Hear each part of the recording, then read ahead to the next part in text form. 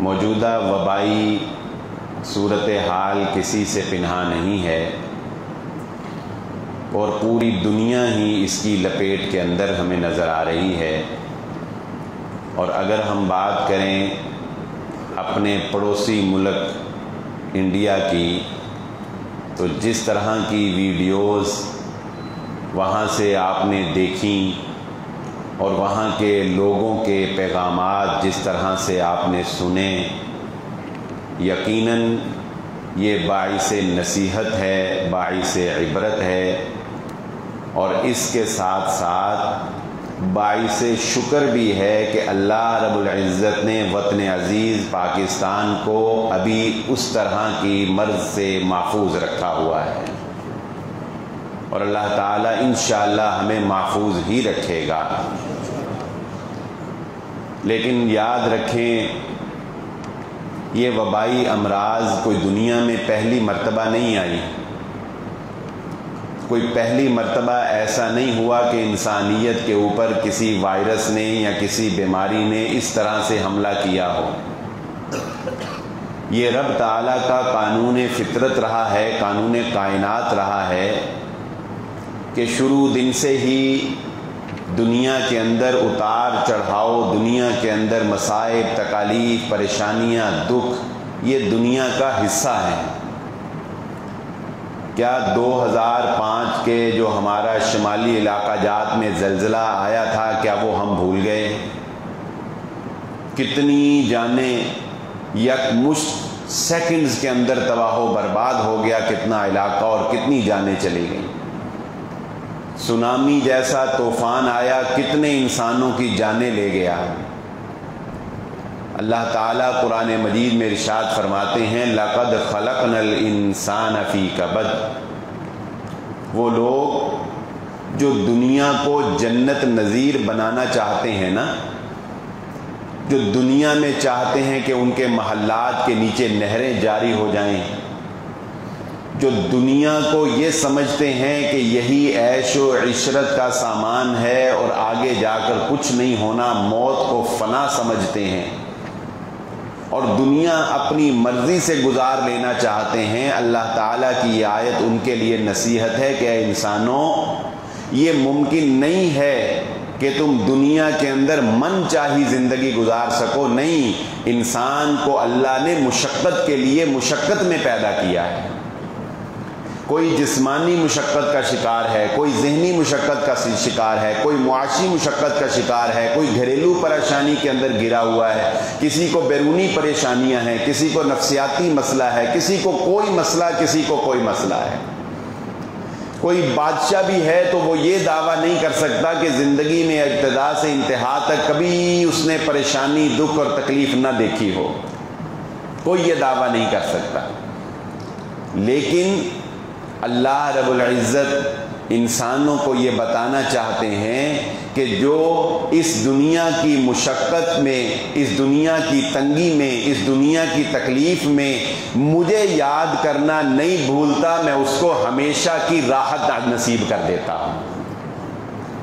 جو میری یاد سے غافل نہیں ہوتا، کیا محمد الرسول اللہ صلی اللہ علیہ وآلہ وسلم کے اوپر دکھ، تکالیف اور پریشانیاں نہیں آئیں؟ کیا صحابہ اکرام کے اوپر دکھ، پریشانی اور تکالیف نہیں آئیں؟ بلکہ ایسی تکالیف، ایسی پریشانیاں کہ ہم میں سے کوئی شاید کہ اس کا تصور بھی نہ کر سکے، اور شاید کہ ہم اس میں اس کا مقابلہ کرنے کی طاقت بھی نہ رکھتے ہوں۔ اور نصیحت ہے ہم مسلمانوں کے لیے، جو معمولات زندگی میں اور عیش و عشرت اور تن آسانی کی زندگی میں اللہ کو بھول جاتے ہیں نا، کبھی اس کے در، کبھی اس کے در، کبھی در بدر، کبھی اس کے آستانے پہ، کبھی اس کے آستانے پہ، اور خوشیوں میں کبھی ڈھول اور کبھی میوزک اور کبھی ناچ اور کبھی کچھ اور کبھی کچھ۔ دیکھو ان کافروں کو جو بتوں کو پوجتے ہیں، جو بتوں کی پرستش کرتے ہیں اور گندے رہتے ہیں، اور گندہ ترین مذہب رکھتے ہیں، وہ بھی مجبور ہو گئے یہ کہنے کے اوپر کائنات کے اوپر اختیار اگر کسی کا چلتا ہے تو وہ صرف اللہ کا چلتا ہے۔ پڑھا نا انہوں نے بھی کلمہ لا الہ الا اللہ، آپ نے دیکھی ویڈیوز، ان کے پنڈتوں نے، ان کے پادریوں نے، ان کے سارے رہبا نے کہا لا الہ الا اللہ، لیکن اے مسلمانوں یاد رکھو زبان سے یہ کہا ہوا لا الہ بھی ان کے کام نہیں آ رہا ہے۔ زبان سے کہہ رہے ہیں، مان رہے ہیں اللہ کی طاقت کو کہ اللہ تو ہے، مان رہے ہیں نا، لیکن زبان سے یہ مانا ہوا بھی ان کے کام نہیں آ رہا، اس لیے کہ وہ صرف زبان سے کہہ رہے ہیں، یہ دل ان کی گواہی نہیں دے رہا۔ اور مسلمان وہ ہوتا ہے جو دل سے بھی کہتا ہے لا الہ الا اللہ اور زبان سے بھی کہتا ہے لا الہ الا اللہ محمد الرسول اللہ۔ تو ہمیں یہ یاد رکھیں، یہ بات بڑی ہمدردیاں ہم جتانے کی کوشش کرتے ہیں کافروں کے ساتھ۔ حربی کافر پتہ کسے کہتے ہیں؟ وہ کافر جو دشمن ہو، جو ہر وقت آپ کو نقصان پہنچانے والا ہو، جو آپ کے اوپر ہر وقت تکلیفوں کے پہاڑ توڑنے والا ہو، اس کے اوپر اگر کوئی آسمانی قدرتی آفت آ جاتی ہے تو تم کیسے مسلمان ہو؟ تم اس کے گلے لگانے کو پھرتے ہو۔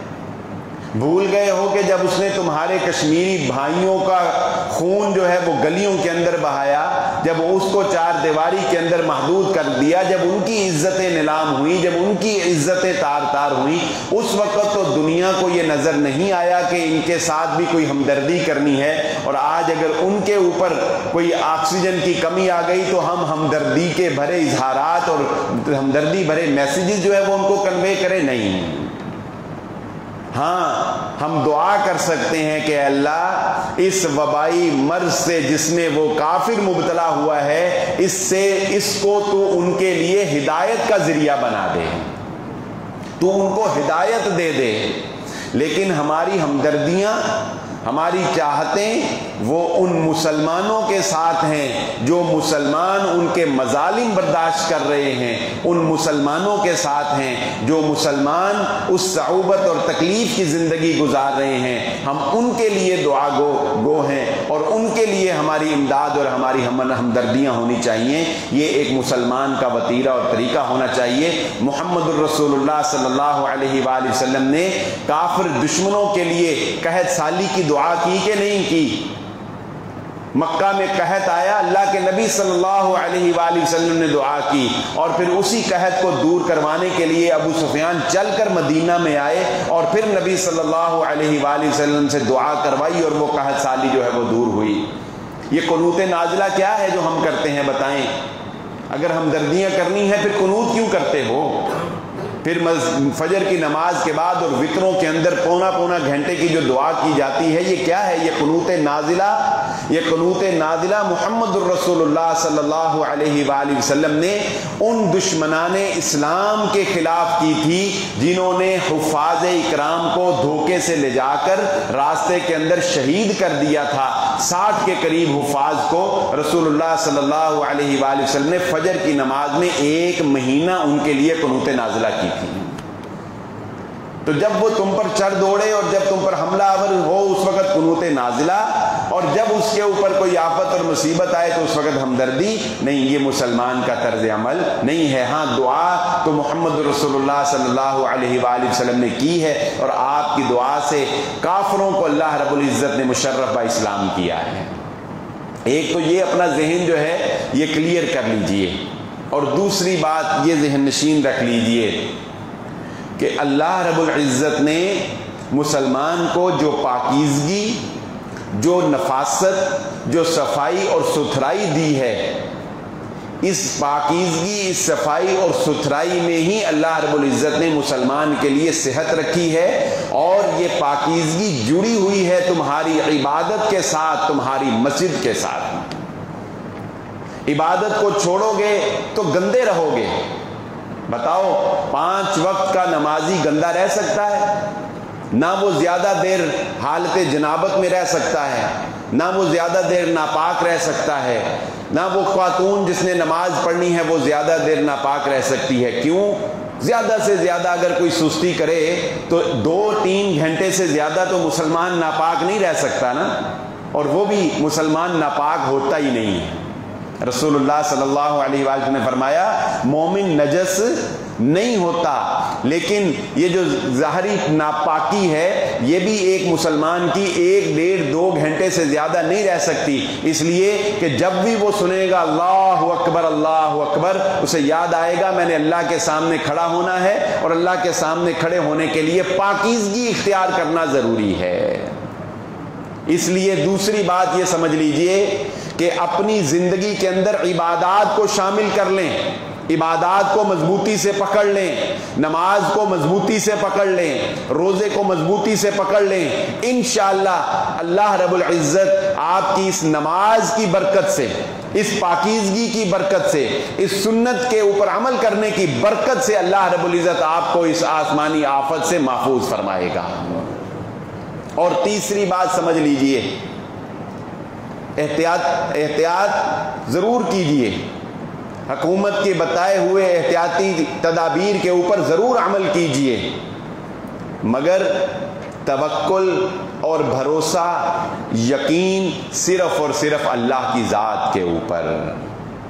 آئیے ہم اپنے آپ سے پوچھتے ہیں، آج ہمیں ڈاکٹرز کے اوپر بڑا اعتماد ہے، آج ہمیں حکماء کے اوپر بڑا اعتماد ہے، آج ہمیں سائنس کے اوپر، میڈیکل سائنس کے اوپر بڑا اعتماد ہے۔ اپنے دل سے پوچھ کے دیکھیے، کیا ہمیں اتنا ہی اعتماد محمد الرسول اللہ صلی اللہ علیہ وآلہ وسلم کے بتائے ہوئے اس طریقے پر ہے جس کے مطابق اللہ کے نبی صلی اللہ علیہ وآلہ وسلم نے صحابہ اکرام کی بڑی سے بڑی تکالیف کو دور کر دیا تھا؟ اور وہ کیا ہے؟ وہ ہے دم کا اہتمام کرنا۔ میں اس بات کی طرف آج خصوصی طور پر آپ کی توجہ دلاؤں گا انشاءاللہ تفصیل کے ساتھ کہ ان وبائی امراض کے حالات میں دم کو لازم پکڑ لیں۔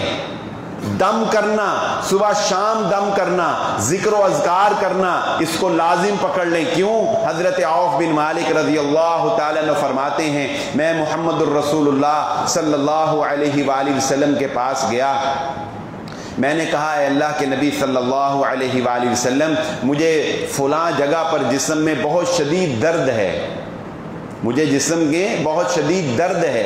اللہ کے نبی صلی اللہ علیہ وآلہ وسلم نے فرمایا اپنے جسم کے اس حصے پر ہاتھ رکھو جہاں پر تمہیں درد ہے۔ انہوں نے وہاں پر ہاتھ رکھا، آپ نے فرمایا 3 مرتبہ پڑھو بسم اللہ بسم اللہ بسم اللہ، یہ 3 مرتبہ پڑھو، اور پھر پڑھو اعوذ بعزت اللہ من شر ما اجد و احاذر۔ یہ مختصر سی دعا رسول اللہ صلی اللہ علیہ وسلم نے فرمایا پھر 7 مرتبہ اس دعا کو پڑھو۔ 7 مرتبہ حضرت عوف بن مالک رضی اللہ تعالیٰ عنہ فرماتے ہیں میں نے 3 مرتبہ بسم اللہ پڑھ کے 7 مرتبہ یہ دعا پڑھی، اور میں نے اپنی اس جگہ پر جہاں پر درد تھا ہاتھ رکھا ہوا تھا میں نے وہاں پر دم کیا۔ فرماتے ہیں کہ دم کرنے کی دیر ہے اللہ نے مجھے اس تکلیف سے نجات عطا فرما دی۔ رسول اللہ صلی اللہ علیہ وآلہ وسلم کے 2 پھول حضرت حسن اور حسین رضی اللہ تعالی عنہما، نبی صلی اللہ علیہ وآلہ وسلم ان دونوں کو بلاتے ہیں، ان دونوں کو بلا کر دم کرتے ہیں اعوذ بکلمات اللہ التامۃ من کل شیطان وہامہ ومن کل عین لامہ۔ کتنی مختصر دعا ہے۔ دونوں بچوں کو بلا کر رسول اللہ صلی اللہ علیہ وآلہ وسلم دم کرتے ہیں۔ یہ دم بچوں کو نظر بد سے محفوظ رکھتا ہے، یہ دم بچوں کو تکلیف سے، پریشانی سے، لوگوں کے نظروں کے حملے سے، جادوگروں سے، پھونکنے والیوں سے یہ دم آپ کے بچوں کو محفوظ رکھتا ہے۔ اور اس دم کی فضیلت جانتے ہیں کیا ہے؟ یہ دم کی فضیلت سن کے انسان کا دل باغ باغ ہو جائے اور وہ کبھی بھی اس کو نہ چھوڑے کہ اللہ کے نبی صلی اللہ علیہ وآلہ وسلم نے جب یہ دم حضرت حسن اور حسین کو کیا تو آپ نے فرمایا جانتے ہو یہ کون سا دم ہے؟ یہ وہ دم ہے، یہ وہ الفاظ ہیں جو حضرت ابراہیم علیہ السلام اپنے بیٹے حضرت اسماعیل اور اسحاق کو کیا کرتے تھے علیہم السلام۔ یعنی یہ وہاں سے اللہ رب العزت نے اپنے بندے، اپنے مخلص موحد بندے، اپنے مخلص اور موحد بندے جس کے اندر شرک کا کوئی شائبہ نہ تھا، اس کو یہ دم سکھایا، اور وہ ابراہیم علیہ السلام تھے، اور اس سنت ابراہیمی کو زندہ کیا محمد الرسول اللہ صلی اللہ علیہ وآلہ وسلم نے۔ اور یہ سورت الفاتحہ جس کے بارے میں محمد الرسول اللہ صلی اللہ علیہ وآلہ وسلم نے یہ بات ارشاد فرما دی، لا صلاۃ، اس شخص کی نماز نہیں ہوتی، اس شخص کی نماز نہیں ہوتی جو اپنی نماز میں سورت الفاتحہ نہیں پڑھتا۔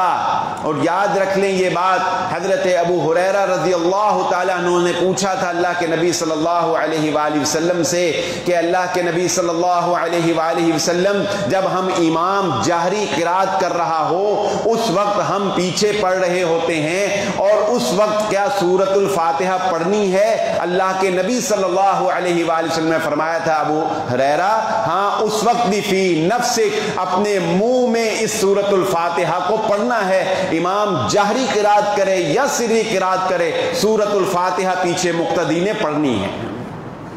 اور بعض لوگ، میں تھوڑی سی بات آئی ہے تو میں سمجھا دیتا ہوں مسئلہ، کہ بعض لوگ یہ سمجھتے ہیں کہ امام سورت الفاتحہ پڑھے گا اور ہم نے اس کے پیچھے پڑھنی ہے، پھر امام پڑھے گا پھر ہم نے پیچھے پڑھنی۔ ایسی کوئی قید شریعت نے نہیں لگائی۔ اللہ کے نبی صلی اللہ علیہ وآلہ وسلم نے بس یہ استثناء دیا ہے سورت الفاتحہ کو۔ دیکھیں قرآن میں اللہ نے بیان فرمایا کہ جب قرآن پڑھا جائے وَإِذَا قُرِئَ الْقُرْآنُ فَاسْتَمِعُوا لَهُ وَأَنصِتُوا، تو خاموش رہو اور اس کو سنو۔ لیکن یہ آیت محمد الرسول اللہ صلی اللہ علیہ وآلہ وسلم پہ بھی تو اتری تھی نا، آپ کو بھی تو اس آیت کا علم تھا نا، اور قرآن اس وقت تک مکمل ہو ہی نہیں سکتا عمل کے اعتبار سے جب تک آپ قرآن کی تفسیر اس طرح نہیں سمجھتے، قرآن کی تشریح اس طرح نہیں سمجھتے جس طرح محمد الرسول اللہ صلی اللہ علیہ وسلم نے سمجھائی۔ تو نبی صلی اللہ علیہ وآلہ وسلم نے قرآن سننے سے سورت الفاتحہ کو استثناء دے دیا۔ آپ نے امام کے پیچھے، چاہے فجر کی نماز ہو چاہے ظہر کی ہو، آپ نے امام کے پیچھے سورت الفاتحہ ضرور پڑھنی ہے۔ امام قرات کر رہا ہے آپ نے پھر بھی پڑھنی ہے، امام سورت الفاتحہ پڑھ رہا ہے آپ نے پھر بھی پڑھنی ہے۔ اور جس کی آمین، رسول اللہ صلی اللہ علیہ وسلم نے فرمایا جس کی آمین امام کی آمین سے میچ کر جائے، فرشتے بھی آمین کہتے ہیں جب امام آمین کہتا ہے، جس کی آمین ان فرشتوں کی آمین سے میچ کر جائے، اللہ رب العزت اس کے سابقہ گناہوں کو معاف فرما دیتے ہیں۔ آمین جب امام کہے گا اس وقت آپ نے آمین کہنا ہے، اور سورت الفاتحہ جو ہے وہ لازماً پڑھنی ہے۔ تو بات اصل میں یہ ضمناً ادھر چلی گئی جملہ معترضہ کے طور پر، بات اصل میں یہ کر رہا تھا کہ یہ سورت الفاتحہ جسے ہم ہر نماز میں پڑھتے ہیں، ایک صحابہ کا وفد مسافر سفر پر چلا گیا، راستے میں ایک جگہ پر پڑاؤ ڈالنے کا موقع ملا، سفر لمبے ہوتے تھے، کہیں کہیں آبادیاں تھیں، جس طرح آج بھی آپ دیکھتے ہیں کہ اگر آپ دیہاتوں والی سائڈ پہ جاتے ہیں تو دور دور آبادی، پھر آگے دیہات، پھر فصلیں۔ تو ایک گاؤں، ایک قصبہ ملا، صحابہ کرام نے اس کے باہر پڑاؤ ڈالا اور ایک قاصد کے ہاں کے ذریعے پیغام بھیجا گاؤں والوں کو کہ ہم مسافر ہیں، باہر آپ کے گاؤں کے باہر ہم نے پڑاؤ ڈالا ہے، خیمے لگائے ہیں، آپ ہماری مہمان نوازی کا کوئی انتظام کریں، کوئی کھانا پینا، کوئی پانی، کوئی ہماری رہائش کا، کوئی چلو ہمیں کو تھوڑا بہت فیسیلیٹیٹ کریں۔ تو قبیلے والوں نے آپس میں مشورہ کیا اور مشورہ کرنے کے بعد کہا جی ہم آپ کی کوئی مہمان نوازی نہیں کر سکتے، انکار۔ ٹھیک ہے، خاموش ہو گئے۔ کچھ دیر گزری تو ایک بندہ دوڑتا ہوا آیا قافلے والوں کے پاس، اور قافلے والوں کو کہتا ہے کہ ہمارے قبیلے کا جو سردار ہے اس کو کسی زہریلی چیز نے کاٹ لیا ہے، اس کو کسی زہریلی چیز نے کاٹ لیا ہے۔ ہم اپنے تئیں جتنے بھی علاج معالجے جھاڑ پھونک کر سکتے تھے ہم نے کر دیکھا ہے، مگر ہمارا کوئی اس پر زور نہیں چل رہا۔ ہاں اگر آپ میں سے کوئی اس کا علاج جانتا ہو تو وہ ضرور بتائے۔ ایک صحابی اٹھتے ہیں اور کہتے ہیں کہ میں اس کا علاج جانتا ہوں، اگر تم مجھے لے چلو تو میں علاج کر دوں گا۔ وہ کہتے ہیں ٹھیک ہے، لیکن صحابی کہتے ہیں کہ نہیں اب ایسے نہیں، اس وقت تو تم نے بڑے زور سے کہا تھا کہ ہم تمہاری مہمان نوازی نہیں کریں گے، لہذا اب میں بھی مفت کا دم نہیں کروں۔ یہ آپ کو آج کل ہی ملے ہوئے ہیں مفتی جو مفت کے آپ کو فتوے بھی بتاتے ہیں اور مفت کے آپ کی رہنمائی کرتے ہیں، مگر نہ دین اتنا سستا بھی نہیں ہے۔ تو انہوں نے بھی کہا، انہوں نے کہا کہ نہیں دین اتنا بھی سستا نہیں، اتنی آرام سے میں اب تمہارے جو ہے وہ سردار کو جو ہے وہ ٹھیک کر دوں نہیں۔ انہوں نے کہا پھر اس نے کہا میں بکریوں کا ریوڑ لوں گا۔ انہوں نے کہا ٹھیک ہے ہمیں منظور ہے، اس کو ٹھیک کر دو۔ اس نے کہا ٹھیک ہے۔ گئے کیا کیا؟ سورۃ الفاتحہ جس کو محمد الرسول اللہ صلی اللہ علیہ وآلہ وسلم نے سورۃ الشفا قرار دیا، وہ صحابی کہتے ہیں کہ میں اس کی ٹانگ پر جہاں پر اس زہریلی چیز نے کاٹا تھا اس پر ہاتھ پھیرتے جاتے اور سورۃ الفاتحہ پڑھ کر دم کرتے جاتے، حتیٰ کہ دم کرتے کرتے اس کے زہر کا اثر اتنا ختم ہو گیا کہ وہ باقاعدہ چل کر دوڑ کر اس نے دکھایا اور وہ بکریوں کا ریوڑ ہمیں سب کو مل گیا۔ پورا واقعہ سن لیجئے۔ جب بکریوں کا ریوڑ لے لیا نا تو اب سارے دوست احباب کہنے لگے کہ بات یہ ہے کہ اس کو اپنے سب میں تقسیم کر لو، اس کو ساروں کے اندر تقسیم کر دیا جائے۔ تو وہ کہنے لگے کہ تقسیم تو میں کر دوں، مجھے کوئی اعتراض نہیں، لیکن یہ ہم نے لے تو لیا ہے، پہلے ہم نبی صلی اللہ علیہ وآلہ وسلم سے پوچھ بھی لیں ہمارے لیے لینا جائز تھا کہ نہیں تھا، ہمارے لیے یہ لینا جائز تھا کہ نہیں تھا۔ چنانچہ اس کو بکریوں کے ریوڑ کو اسی طرح اپنے ساتھ رکھا گیا اور سفر سے واپسی پر محمد الرسول اللہ صلی اللہ علیہ وآلہ وسلم کی خدمت میں پیش کیا گیا۔ نبی صلی اللہ علیہ وآلہ وسلم کو جب پورا واقعہ بتایا تب نبی صلی اللہ علیہ وآلہ وسلم نے فرمایا تمہیں کیسے پتا چلا کہ اللہ نے سورۃ الفاتحہ کے اندر شفا رکھی ہے؟ تمہیں کیسے پتا چلا کہ اللہ نے اس کو سورۃ الشفا رکھا ہے؟ تو صحابی نے کہا بس میرے دل میں بات آئی اور میں نے اس کو پڑھ کر جو ہے وہ دم کر دیا، اور یہ بکریاں بھی میں نے اس کے معاوضے میں لیں۔ رسول اللہ صلی اللہ علیہ وسلم نے فرمایا بہت اچھا کیا، ان بکریوں کو قافلے والوں میں تقسیم بھی کر دو، اور آپ نے مسکرا کے کہا کہ میرا حصہ بھی بیچ میں رکھ لینا، میرا بھی حصہ بیچ میں رکھ لینا۔ تو یہ بات ہے یقین کی، بات ہے یقین کی، بات ہے اعتماد کی۔ آپ ایک پونسٹون کھائیں، ایک بروفن کی گولی کھائیں، ایک درد کا ٹیکہ لگائیں تو بھی شفا اللہ نے دینی ہے، اور آپ دم کریں تو بھی شفا اللہ نے ہی دینی ہے، شفا اللہ کے حکم کے بغیر نہیں مل سکتی ہے۔ اور جب اللہ کی کوئی حکمت اور جب اللہ کا کوئی فیصلہ، جب تقدیر کا کوئی فیصلہ آ جاتا ہے تو پھر دوائیاں بھی جواب دے جاتی ہیں اور پھر دم بھی جواب دے جاتے ہیں۔ پھر آپ بھلے 100 مرتبہ دم بھی کریں پھر دم بھی جواب دے جائے گا، پھر دوائیاں بھی جواب دے جائیں گی۔ کیوں؟ کیونکہ پھر اللہ کی تقدیر غالب آ جاتی ہے۔ جیسے رسول اللہ صلی اللہ علیہ وسلم نے فرمایا، سورۃ الرعد کی آیت ہے، لَهُ مُعَقِّبَاتٌ مِّن بَيْنِ يَدَيْهِ وَمِن خَلْفِهِ، ایک فرشتہ ہمارے آگے ایک فرشتہ ہمارے پیچھے۔ میں کہتا ہوں میں گاڑی ایسے موڑ لیتا تو میں مر گیا تھا، بس پتہ نہیں کیا ہوا، میں نے تو آنکھیں بند کر لی تھیں، گاڑی میری بچ گئی۔ میں ایک قدم اٹھاتا تو میں بس نیچے کھائی میں گر گیا تھا، پتہ نہیں کیا ہوا، ایک قدم میں نہیں اٹھا سکا، یا میرا قدم ہلکا سا ادھر لڑکھڑا گیا اور میں بچ گیا، کہتا ہے نا۔ تو رسول اللہ صلی اللہ علیہ وسلم نے فرمایا وہ جو تم اچانک سے بچ جاتے ہو وہ بچانے والے اللہ کے مقرر کردہ فرشتے ہیں جو تمہارے آگے پیچھے تمہاری حفاظت کے لیے مقرر کیے گئے۔ صحابہ نے بھی پھر پوچھا اللہ کے نبی صلی اللہ علیہ وسلم فرشتے تو حفاظت کے لیے مقرر ہیں ہی، لیکن پھر حادثہ بھی تو ہو جاتا ہے نا، لیکن پھر حادثہ بھی تو ہو جاتا ہے نا. تو نبی صلی اللہ علیہ وآلہ وسلم نے فرمایا ہاں اے میرے صحابہ، جب اللہ کا فیصلہ، جب اللہ کا حکم آ جاتا ہے فرشتے سائیڈ پہ ہٹ جاتے ہیں اور کام ہو جاتا ہے.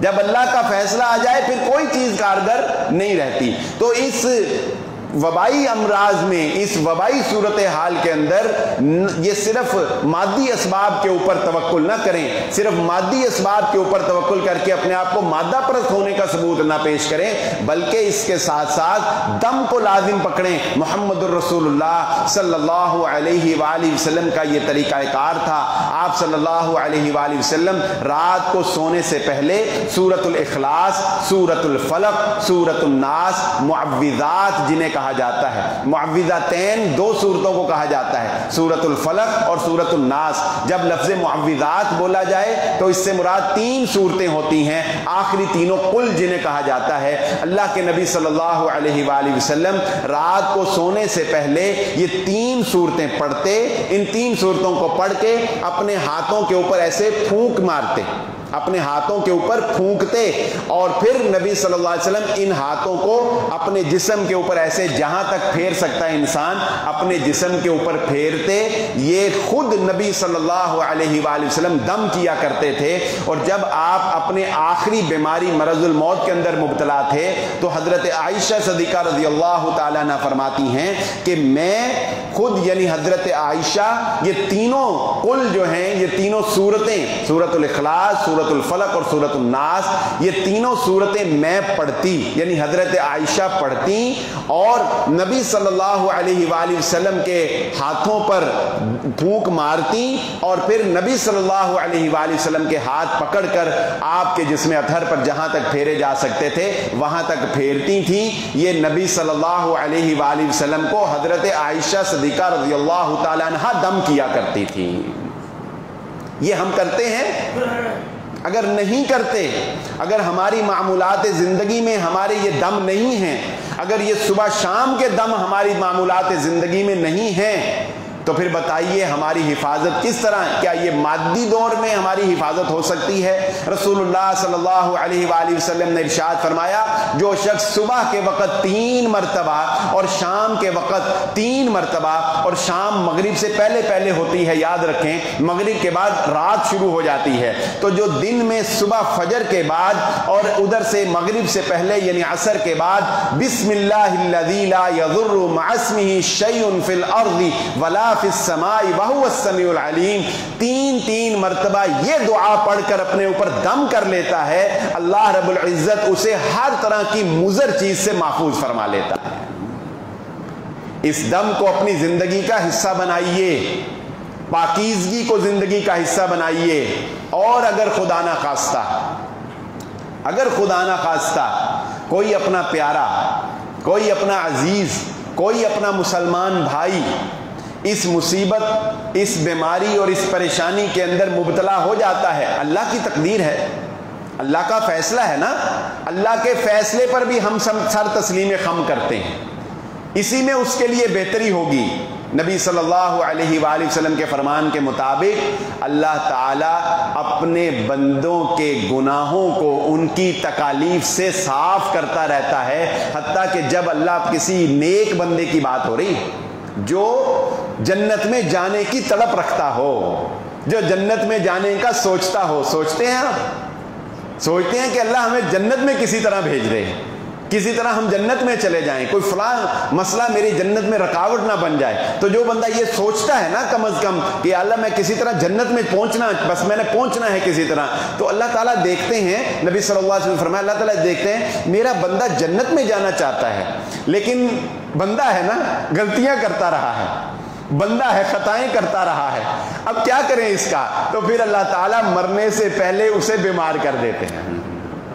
مرنے سے پہلے وہ تھوڑا پھر بیمار ہوتا ہے. وہ بیماری ہر انسان کے گناہوں کے بقدر آتی ہے. تو مرنے سے پہلے جب بیماری آتی ہے کسی مومن آدمی کو, کسی نیک انسان کو, تو وہ پھر پتہ کیوں آتی ہے؟ پھر اللہ تعالیٰ اس بیماری کی وجہ سے اس کے وہ گناہ جو اس کے جنت میں جانے میں رکاوٹ بن رہے ہوتے ہیں اس گناہوں کو اللہ اس بیماری سے صاف کر دیتا ہے، حتیٰ کہ جب انسان قبر میں جاتا ہے تو گناہوں سے بالکل پاک صاف ہو کر پہنچ جاتا ہے، اور وہ جنت کا ایک باغ بن جاتی ہے پھر اس کی قبر۔ تو اگر کوئی اپنا پیارا، اگر کوئی ہمارا مسلمان بھائی اس بیماری کے اندر یا کسی بیماری کے اندر مبتلا ہو جاتا ہے تو ہمارا یہ غیر انسانی رویہ نہیں ہونا چاہیے کہ ہم اس کو بے یار و مددگار چھوڑ دیں، ہم اس کا جنازہ پڑھنے سے انکار کر دیں، ہم اس کا آخری حق بھی ادا نہ کریں، ہم اس کو غسل دینے سے انکار کر دیں، ہم اس کو دفنانے سے کفنانے سے انکار کر دیں۔ بتاؤ اگر مسلمان کا یہ وتیرہ ہوتا تو حضرت خالد بن ولید رضی اللہ تعالیٰ عنہ جنگ موتا میں 3000 صحابہ کو مرنے کے لیے چھوڑ کے خود واپس آ گئے ہوتے۔ جنگ بھی تو موت ہی ہوتی ہے نا، بتاؤ جنگ موت ہوتی ہے کہ نہیں ہوتی؟ جنگ بھی موت ہی ہوتی ہے، موت کو سامنے انسان دیکھ رہا ہوتا ہے، ذرا سی چونکہ نظر اور موت نے اس کا دامن دبوچ لیا۔ تو کیا جنگ کے اندر مسلمان بھائی مر رہے ہوں، دائیں بائیں سے کافر اگر غالب آ رہے ہوں، تو کیا مسلمان کو یہ کرنا چاہیے کہ ان کو معیار و مددگار چھوڑ کے، مرتا چھوڑ کے واپس آ جائے، اپنی جان بچا لے؟ یہ تو کبیرہ گناہوں میں سے ایک گناہ ہے کہ مسلمان کبھی بھی میدان جنگ سے پیٹ پھیر کر نہیں بھاگا کرتا۔ تو اگر ان مشکل حالات کے اندر کوئی ہمارا بھائی پھنس گیا ہے، اور اگر کوئی بیچارہ معاشی طور پر پھنس گیا ہے، اس وائرس کی وجہ سے اس کے کاروبار پر افیکٹ ہوا ہے، تو کیا ہمارا یہ حق بنتا ہے کہ ہم اس کو چھوڑ دیں کہ بھوکے مرے، اب جو مرضی کرے ہمیں کیا؟ یہ تو یہودیانہ طرز عمل ہے۔ یہ تو یہودیوں نے اللہ سے کہا تھا کہ بھلا ہم کیوں اسے کھلائیں کہ جسے اگر اللہ چاہتا تو خود کھلا لیتا، بھلا ہم کیوں اسے اپنا مال دیں کہ جسے اللہ چاہتا ہے تو اگر خود مالدار بنا دیتا۔ مال و دولت تو اللہ کے اختیار میں ہے نا، پھر اللہ نے اس کو کیوں غریب رکھا؟ بھائی اللہ چاہتا تو اسے امیر رکھتا، نہیں، اس کا غریب رکھنا اللہ نے غریب رکھا، لہذا ہم بھی غریب ہی رکھیں گے، ہم اس کو کوئی پیسہ نہیں دیں گے۔ یہ تو یہودیوں کا طرز عمل ہے، مسلمان کا یہ طرز عمل نہیں ہو سکتا ہے۔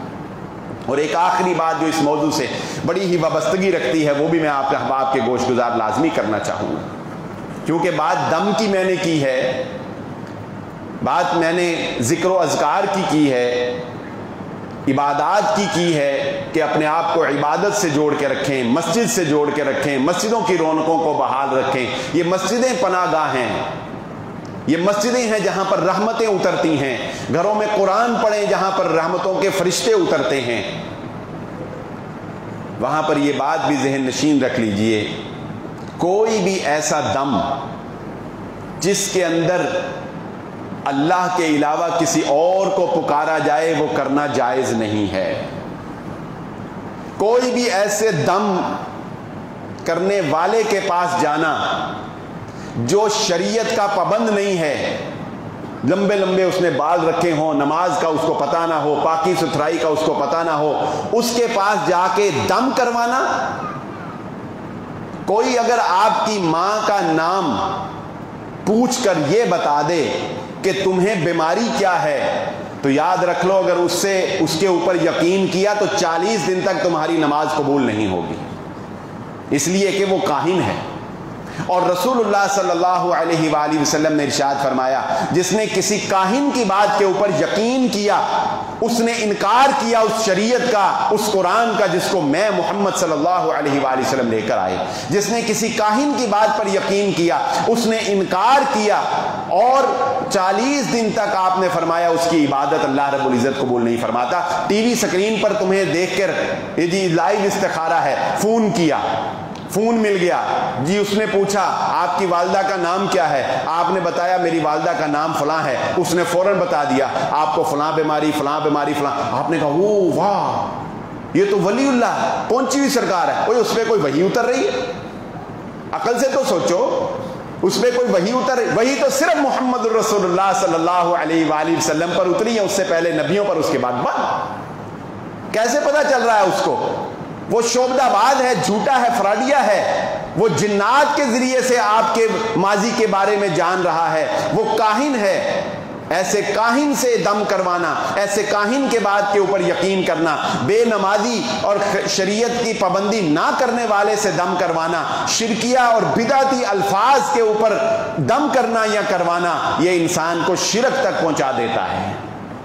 اور یہ سارے یہ لٹوں والے جتنے جعلی بابے، ان سب کے کام پھر بھی چلی جاتے ہیں، پتہ نہیں کہ عوام کو کیوں عقل نہیں آتی، اور انسان کا ایمان بھی لیتے ہیں اور آپ کا پیسہ بھی لیتے ہیں۔ اس لیے یہ بات بھی ذہن نشین رکھ لیجئے۔ یہ تو ہو گئی شرکیہ الفاظ کی بات، بدعات کی۔ مبہم الفاظ کے ساتھ دم کروانا بھی جائز نہیں ہے۔ مبہم الفاظ کے ساتھ آپ کو اگر کوئی بندہ دم کرنے کے لیے بتاتا ہے، پہلی کوشش تو یہ ہونی چاہیے وَنُنَزِّلُ مِنَ الْقُرْآنِ مَا هُوَ شِفَاءٌ لِلنَّاسِ، ہم نے یہ قرآن اتارا ہے، اس میں لوگوں کے لیے شفا اتاری ہے۔ اس قرآن کی کسی بھی آیت سے کوئی بندہ آپ کو دم کرنے کے لیے کہے، اس کو فوراً اپنائیں، وہ دم کریں۔ یہ قرآن شفاء للناس ہے، اس کی ہر آیت، ہر لفظ کے اندر اللہ نے شفا رکھی ہے۔ پہلی کوشش یہ ہونی چاہیے کہ دم مسنون ہونا چاہیے، قرآن سے ہو یا محمد الرسول اللہ صلی اللہ علیہ وآلہ وسلم کی بتائی ہوئی دعاؤں سے ہو۔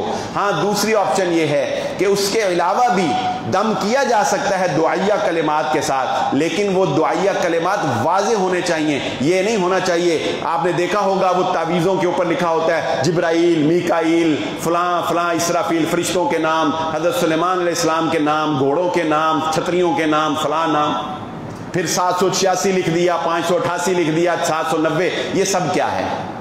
یہ مبہم الفاظ ہیں، ان کے آپ کو نہیں پتا کہ لکھنے والے نے کس نیت سے لکھے ہیں۔ لکھنے والے کا تعلق کسی جادوگر سے ہے، لکھنے والے کا تعلق کسی جنات کے گروہ سے ہے۔ ایسے مبہم الفاظ کے ساتھ دم کروانا رسول اللہ صلی اللہ علیہ وآلہ وسلم نے اس کی اجازت نہیں دی ہے۔ دین کو اپنائیں، اس دین کو جو دین محمد الرسول اللہ صلی اللہ علیہ وآلہ وسلم لے کر آئے۔ اللہ رب العزت سے دعا ہے اللہ مجھے اور آپ کو جو کہا اور جو سنا سمجھنے کی اور عمل کرنے کی توفیق عطا فرمائے۔